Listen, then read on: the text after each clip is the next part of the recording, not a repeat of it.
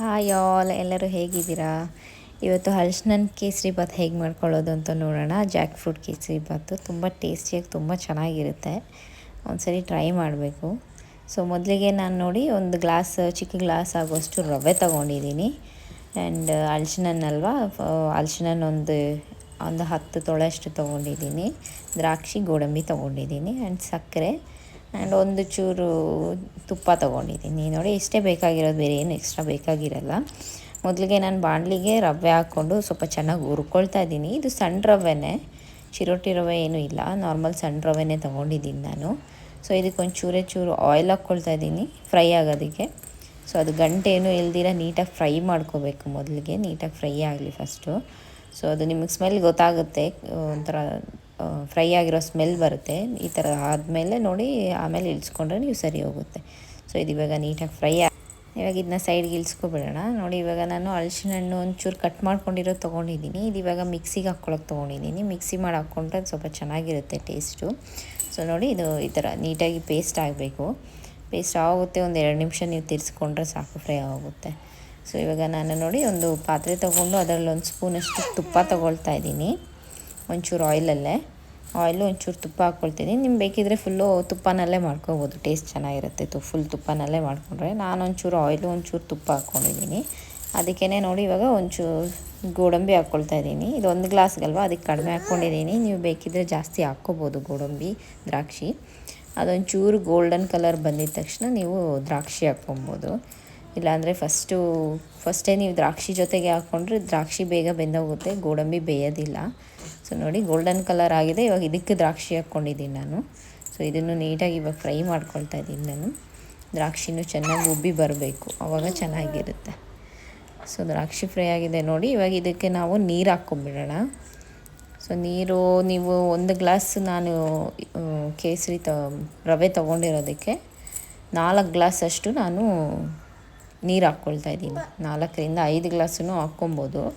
So ಎಷ್ಟು ನೀವು ನೀರು ಹಾಕ್ಕೊಂಡು ಬೇಯಿಸ್ಕೊಂಡ್ರೆ ಅಷ್ಟು ಮೆತ್ತಗೆ ಬರುತ್ತೆ.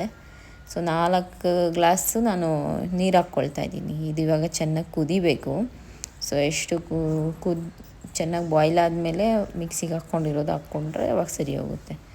ಸೊ 4 ಗ್ಲಾಸ್ ನೀರು ಹಾಕ್ಕೊಂಡು ಇದು ಚೆನ್ನಾಗಿ ಬಾಯ್ಲ್ ಆಗಲಿ ಇವಾಗ ನೀಟಾಗಿ. ಸೊ ಬಾಯ್ಲ್ ಆದಮೇಲೆ ನೋಡಿ ಇವಾಗ ಇದು ಪ್ಯೂರಿ ಹಾಕ್ಕೊಳ್ತಾ ಇದ್ದೀನಿ ನಾನು, ಮಿಕ್ಸಿಗೆ ಏನು ಹಾಕ್ಕೊಂಡಿದ್ರೆ ಅದನ್ನು. ಸೊ ಅದನ್ನು ಹಾಕ್ಕೊಂಡು ಗಂಟಿಲ್ದಿರ ನೀಟಾಗಿ ನೀವು ಮಿಕ್ಸ್ ಮಾಡ್ಕೋಬೇಕಾಗುತ್ತೆ.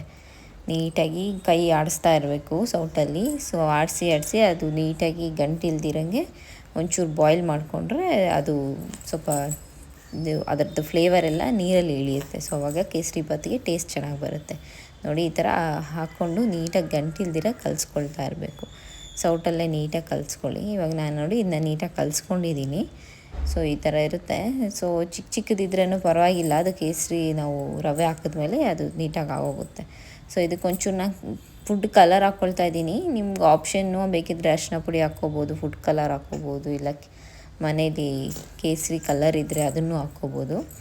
ಸೊ ಕಲರ್ ಹಾಕ್ಕೊಂಡ್ರೆ ಒಂಚೂರು ಕಲರ್ ಬರುತ್ತೆ, ಆಲ್ರೆಡಿ ಅದರಲ್ಲೇ ಕಲರ್ ಇರುತ್ತೆ. ಸೊ ಇನ್ನೊಂದು ಚೂರು ನಾನು ಹಾಕ್ಕೊಳ್ತಾ ಇದ್ದೀನಿ. ಇವಾಗ ನೋಡಿ ಇದು ಕಟ್ ಮಾಡ್ಕೊಂಡಿರೋ ಒಂಚೂರು ಹಾಕ್ಕೊಂಡ್ಬಿಡ್ತಾ ಇದ್ದೀನಿ. ಸೊ ಅದು ಬಾಯಿಗೆ ಸಿಗ್ತಾ ಇದ್ದರೆ ಹಲಸಿನ ಅದು ಚೆನ್ನಾಗಿರುತ್ತಲ್ಲ. ಸೊ ಇದೇ ರೀತಿ ಸೇಮ್ ಪ್ರೊಸೀಜರಲ್ಲೇ ಪೈನಾಪಲ್ದು ನೀವು ಮಾಡ್ಕೋಬೋದು. ಸೊ ನೋಡಿ ಇದನ್ನ ಇವಾಗ ನಾನು ಕ್ಲೀನಾಗಿ ಇವಾಗ ಬಾಯ್ಲ್ ಆಗ್ತಾಯಿದೆ. ಸೊ ಇದಕ್ಕೆ ಇವಾಗ ನಾವು ರವೆ ಹಾಕ್ಕೊಂಡ್ಬಿಡೋಣ. ನೀಟಾಗಿ ನೋಡಿ ಬಾಯ್ಲ್ ಆಗಿದೆ ಇದು. ಸೊ ರವೆ ಹಾಕ್ಕೊಂಡು ಅದು ಗಂಟಿಲ್ದಿರ ನೀಟಾಗಿ ತಿರ್ಸ್ಕೊಳ್ತಾ ಇರ್ಬೇಕು ನಾವು, ಗಂಟಿಲ್ದಿರ. ಸೊ ಒಂದು ಕೈಯಲ್ಲಿ ಹಾಕ್ಕೊಳ್ತಾ ಇರಬೇಕು, ನೀವು ಇನ್ನೊಂದು ಕೈಯಲ್ಲಿ ನೀಟಾಗಿ ಗಂಟಿಲ್ದಿರ ತಿರ್ಸ್ಕೋಬೇಕು. ಸೊ ಆವಾಗ ಸರಿ ಹೋಗುತ್ತೆ. ನೋಡಿ ಇವಾಗ ನಾನು ನೀಟಾಗಿ ತಿರ್ಸ್ಕೊಳ್ತಾ ಇದ್ದೀನಿ ಒಂಚೂರು ಗಂಟಿಲ್ದಿರಂಗೆ. ಸೊ ಸಕ್ಕರೆ ನಾವು ಆಮೇಲೆ ಹಾಕ್ಕೊಳ್ತಾ ಇದ್ದೀರಿ. ಇವಾಗ ಇದನ್ನ ಫಸ್ಟ್ ಗಂಟಿಲ್ದಿರ ನೋಡಿ ಒಂದು 5 ನಿಮಿಷ ಫಸ್ಟು ಕುದಿಸ್ಕೊಳ್ಳೋಣ.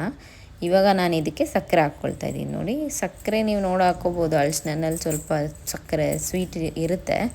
ಆಮೇಲೆ ನೀವು ಟೇಸ್ಟ್ ನೋಡಿ ಹಾಕ್ಕೋಬೋದು. ತುಂಬ ನೀವು ಸ್ವೀಟ್ ತಿನ್ನೋರಾದರೆ ಜಾಸ್ತಿ ಹಾಕ್ಕೋಬೋದು. ನಾನಿಲ್ಲಿ ಒಂದು 4 ಸ್ಪೂನ್ ಹಾಕ್ಕೊಳ್ತಾ ಇದ್ದೀನಿ. ಸೊ ಸ್ವೀಟ್ ನಾವು ಒಂದು ಸ್ವಲ್ಪ ಕಡಿಮೆನೇ ತಿನ್ನೋದು. ಸೊ ನೋಡಿ ಇದು ಇವಾಗ ಆಗಿದೆ. ಇನ್ನೊಂದು 2 ನಿಮಿಷ ಈ ಥರ ತಿರ್ಸ್ಕೊಂಡು ಪ್ಲೇಟಲ್ಲಿ ಮುಚ್ಚಿಕ್ಕಿ ನೀವು ಒಂದು 5 ನಿಮಿಷ ಆಗಿ ತೆಗೆದ್ರೆ ಸೊ ತುಂಬ ಟೇಸ್ಟಿಯಾಗಿರುವಂಥ ಹಲಸಿನ ಹಣ್ಣಿನ ಕೇಸರಿ ಬಾತು ರೆಡಿ ಆಗಿರುತ್ತೆ. ತುಂಬ ಚೆನ್ನಾಗಿರುತ್ತೆ ಟೇಸ್ಟ್. ವಿಡಿಯೋ ಲೈಕ್ ಆಗಿದರೆ ಲೈಕ್ ಮಾಡಿ. Thank you.